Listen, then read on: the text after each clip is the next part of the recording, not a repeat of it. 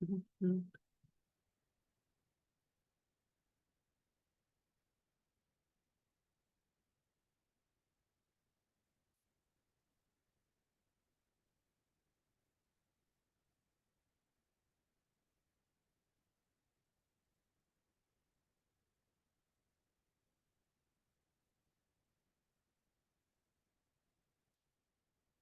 afternoon. Good afternoon. We're going to get started very shortly. Just letting folks settle in.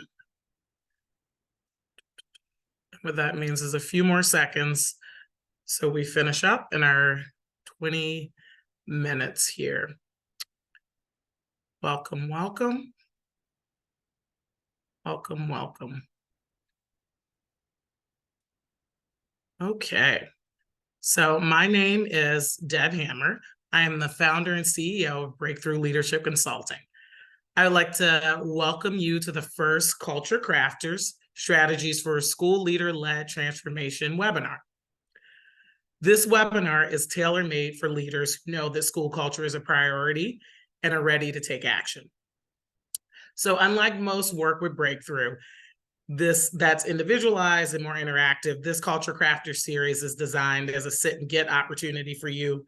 And at the end, I'll let you know how we can continue the conversation about your specific culture needs. So, Culture Crafters. This Culture Crafters series is really born out of my experience working in and with schools across the country over the past 2 decades on crafting the strongest learning environment for students from early childhood through 12th grade. I have an unflappable belief in what children can accomplish with a team of dedicated and supported educators and the right culture of learning, regardless of background, race, or geography. So turn up the volume on your AirPods and let's get going with a question. This question is one you're just going to sort of think about where you are. So the question is, why is school culture so important? So it has been said that culture is what you practice, promote, and permit. For schools, I would add another layer to that thinking. When I think about school culture, I think it's essential to understand culture from the perspective of the student. So what does the day look like, sound like, and feel like from a child's perspective or a teen's perspective? And then as leaders, what I want you to consider is, as you think about that, as you think about what that day looks like, sounds like, and feels like for your students, I want you to consider if that answer aligns with your school's stated mission and values. So in other words, does the student experience line up with your stated beliefs? And if the answer is no, let's listen in even closer. So as leaders, you envision and create the environment and systems that lead to students thriving in your school. Sometimes we like to talk directly about the teacher to student experience because we know that's core and key. But leaders, you design and envision that full environment which your staff and students are existing in to create the school culture. Now, we can admit that for some, that work is harder based on the context of your community. But we are not in this work because it's easy. We're in it because literally in some cases, we are fighting for the future of our communities through the transformation that can happen in our schools. So this quote is something that really resonates with me when I think about the power and impact that we have as educators and specifically as school leaders. I want to put this in context. So many of you have probably heard this quote directly connected to usually teachers and classroom management. But I want to kind of put that mantle on leaders as well. So it's a quote that says, "I've come to a frightening conclusion that I am the decisive element in the classroom. It's my personal approach that creates the climate. It's my daily mood that makes the weather. As a teacher, I possess a tremendous power to make a child's life miserable or joyous. I can be a tool of torture or an instrument of inspiration. I can humiliate or heal. In all situations, It is my response that decides whether a crisis will be escalated or de-escalated, and a child humanized or dehumanized. So absolutely, teachers have that power within their classroom. But as leaders, you have that same power, right? And even greater responsibility across your entire school community. And that's really what Culture Crafters is about, thinking about that design of, right? Not letting school culture be a thing that happens and is dictated to you, but something that you are building, that you are creating.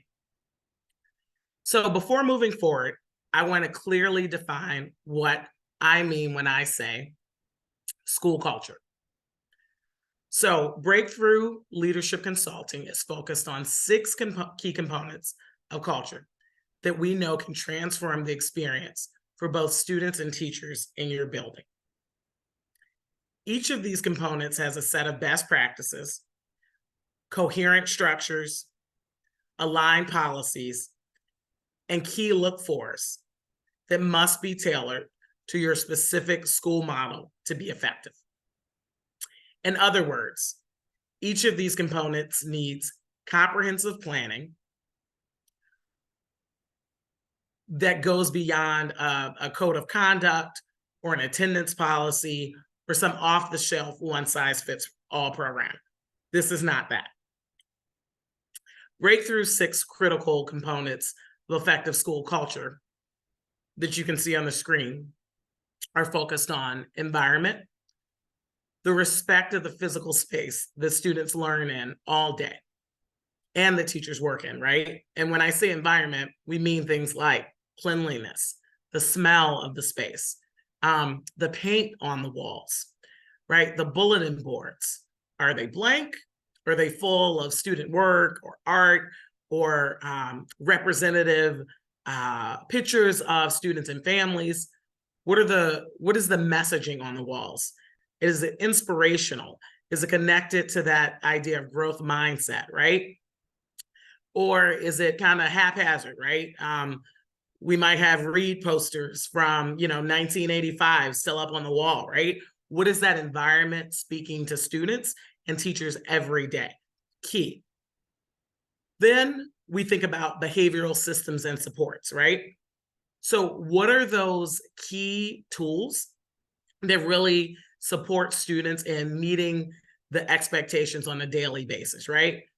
And not how do we consequence them, right? Not how do we assign a negative consequence, but how do we really support them in understanding, right?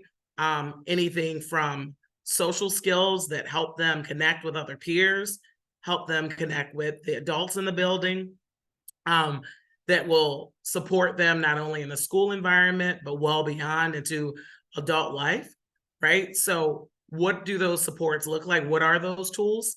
And then what are the larger systems, right, that they are a part of? The well thought out, proactively planned systems that make for the strength of a school, right? That these are not haphazard things that, we pulled a code of conduct down from a training we went to that seemed maybe more restorative than the one we have, right? That's haphazard. What we're talking about is well-designed, proactively planned systems and supports that help students meet that behavioral bar, right? Then we think about classroom and community management, and those two are grouped very intentionally. So we do not want school buildings, old school, right? When I went to school, there were those teachers and they would say it to you very clearly.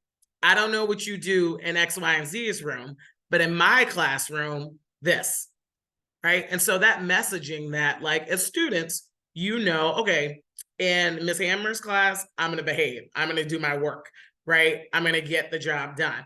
But in the next teacher's classroom, kind of maybe it's a free-for-all, right? So we as leaders want to design school buildings where the classroom culture, right, is somewhat consistent. Not that teachers are robots and carbon copies of one another, right? People bring their personality and style, but that the basic routines and systems, the expectations, we don't put hands on each other in this classroom or in the next classroom or in the next classroom, that we raise our hands in this classroom and the next classroom and the next classroom if we need help, or if we need something, that those expectations that are consistent across classrooms are also consistent school-wide. So that the language we're using in the auditorium, in the gymnasium, in the cafeteria, in the hallways resonates and connects to students. All spaces in this building, we have a similar expectation, which is that we interact with kindness, right? That we interact with respectful words. Those expectations are something we see in classrooms and common space. So it's that classroom and community wide culture. And then you get into things like student needs and supports, right? So what is it for those students who need more than, right? Who need additional supports and services, right? They are not necessarily supported by these foundational components that maybe the majority of your students are, right? Those students deserve to receive those extra structures and supports. And you want to be thinking about what that system is, again, proactively. There's never been a school year, whether it's post-pandemic or pre-pandemic, that a set of students did not need extra services and extra supports to meet the bar, right? So it's never existed. There are always kids in school who need a bit of a different pathway to get to that ultimate opportunity and choice at the end. Then we want, as school leaders, to think about family engagement and empowerment. How are we working with our families? How are we including them in decision making, right? Not at superficial levels, not how many folks showed up at back to school night, but how are we thinking about family engagement as it relates to what families are doing at home, and also how they can enhance the school community overall, right? What are their strengths and assets that they can bring into the community? And that goes from schools that are serving early childhood students right up to senior year, right? Parents are key and necessary elements straight through a child's adolescent experience and into young adulthood. There is a myth that, we don't need parents in the same way in high schools. No, not in the exact same way, where we don't have room parents in high school, but their engagement, though it may look different, is still critically important. And then there's leader presence and engagement. Now, this is one of my favorite ones, right? Because it's sometimes not what we think about when we start talking about designing school culture models. But as leaders, you not only establish that vision, you then become a model, right, of what the adults in the building are doing, how they're engaging with students, right?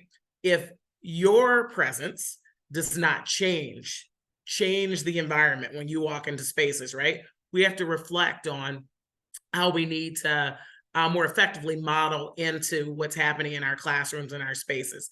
How we can be, again, sure, a model for students, but how we can be a model for the adults in our building about how they're interacting and having conversations with students, say when they need to give a child feedback, right?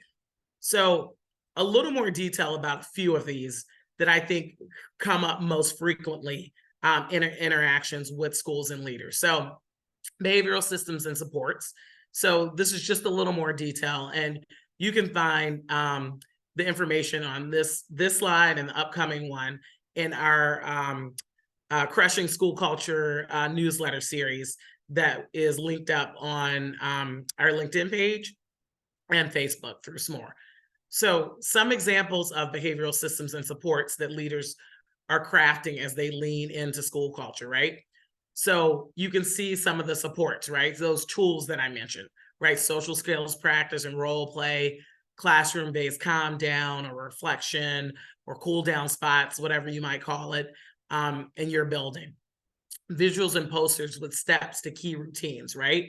That students can visualize. And again, that can be used whether you're talking about early childhood straight into senior year, right? Of course, different based on the age of the student, but those visual prompts and reminders of how students are organizing their time and the day are key, right? They provide that emotional constancy for students.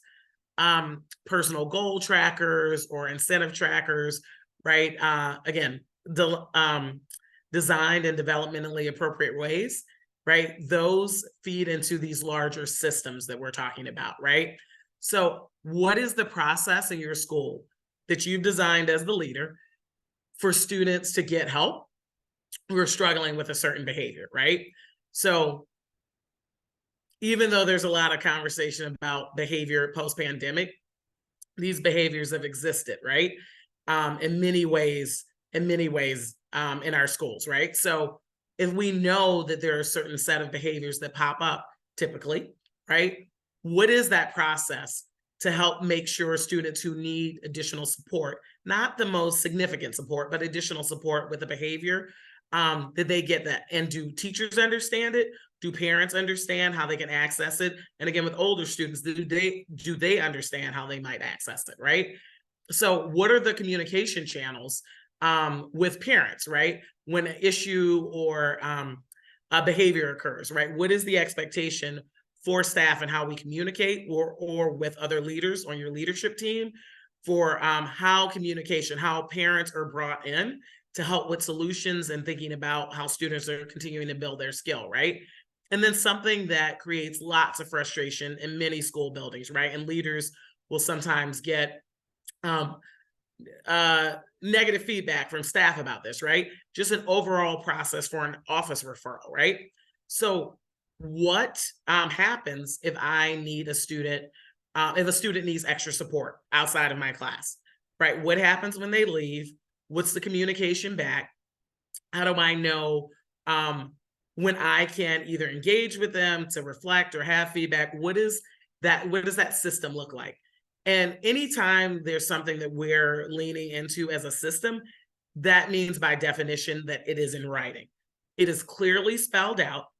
We've hopefully trained on it at the beginning of the school year, and we're probably going to have some updates at least a couple times during the school year with our whole staff to remind them of that process. Because, as energy flares through the year, we're all past that honeymoon period time of the year. We sometimes forget those key systems, and we want to make sure that teachers stay checked into those all school year long. So finally, this effective classroom community culture. Talked about that a little earlier, but basically that idea that what's happening in classrooms and what's happening outside of classrooms and across classrooms should be very similar, because we understand school culture from the student's perspective, right? The experience that they're having, right? So that in all spaces, there's kind of that idea of this is how we do it at our school, not that old school example of one teacher and this is my space. This is how we do it at our school. Okay, so it would be easy. It would be so easy if all a leader needed to do was have the details that I'm talking about, right? Where's the written manual for how to implement these breakthrough culture best practices, right? Leaders would start the work of implementing these practices with staff and ways to support strong learning, and it would all be very easy. However, one of the biggest factors that I have found in schools with thriving school cultures versus others that allows for that safety and learning is the mindset of the adults in the building. So you can have all the detail of how to build these models, right? But if the mindset for your staff is not one that is aligned, right, it can be devastating to school culture, right? So in some schools, there is a belief that something is fundamentally wrong with students and their families, and there's not really much that can be done about it. I'm betting that no one will ever say that out loud, but we see it in the actions and the engagement with students. That word in the quote of the dehumanization of, right? We see it. So we see it in the actions, right? That devastating mindset that says like, there's really just kind of no hope for you, right? And a maybe even worse mindset, right, is that what's happening in a certain community is so hard that we're going to lower the bar to kind of cut kids some form of a break, right? And for some of us in some schools, we might think, oh, that's an old mindset, right? We left that back years ago. But I would argue, right, that again, we're talking about individuals here, individual humans, right? And so really understanding the mindset of the folks in your building, right, is a key first step in driving toward being able to see the kind of school culture you want, right? So when I go into school buildings, I try to make it clear that I'm never going to play the just look at those kids game, right? Sometimes leaders want to show me a set of students who are creating the problems in the school, right? So I look at that child and then I look all around them to all the things we've just been talking about, right? In environment, in classroom and community culture, behavioral systems and supports, right? Because students are responding to the environment around them. Of course, there are students who have more significant needs, right? And we need to support. And that's one of the elements in this model here, right? So how do you shift mindset, right? Like, how do you actually do that? We have 5 minutes. We're going to finish up right on time, right? As a leader, you speak clearly and courageously about your vision for the school, right? You back your vision with rationale, research, and data, right? This is not just a heart activity of how you feel. This is something that is really grounded in what are the best practices of how we address these different elements, right? You consistently communicate and model the mindset and action. The words that come out of your mouth when you're talking to staff or talking to students, right? That is the model of culture. If you say one thing, but then you're in the hallway frequently reaming at top volume children, right? But you're telling teachers another thing, that's not modeling that vision, right? And then we hire individuals who have an aligned mindset to ours, to the school, to the vision of the school. And then we're comfortable parting ways with those who do not, right? Sometimes uncomfortable, especially in these days where there are lots of vacancies out there. So the second element that I would offer in is that we need to establish, as leaders, establish measurable data and monitor progress, right? So we recommend, if using culture data is new for you, we recommend starting with attendance data, consequence data, and that could be whatever consequence system you're utilizing, and then academic data, right? Those three elements right there, if you're not monitoring those in a way where you can see it at the student level, the class level, and grade level, as well as school-wide trends, that's your starting place. All can be done on a spreadsheet and an initial start. For those schools who have that already, right, we're thinking about the additional data to deepen our understanding. Social emotional data, family engagement data, student intervention data, and other data that is very specific to your school culture model, right? And I'll add, it's not just good enough to collect the data. You have to have a process in place where you're regularly monitoring it and taking action based on what you understand of the data. And when I say regularly, that's like a sort of a weekly meeting, a teaming structure, possibly multiple teaming structures like grade level teams, SST teams, leadership team meetings, where you're able to look at and take action based on that data. So summarizing the key points from today's Culture Crafters webinar, right?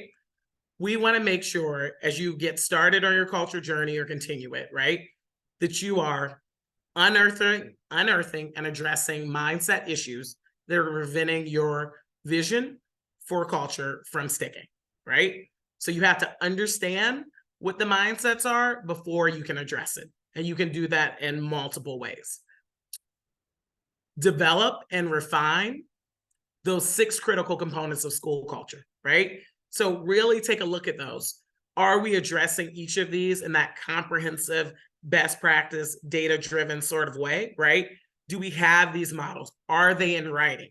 Key point, if they are not in writing, it's not going to be as strong for execution. And then finally, establish a system for data management and use data to refine culture systems on a regular basis. And again, don't get nervous by the term data management.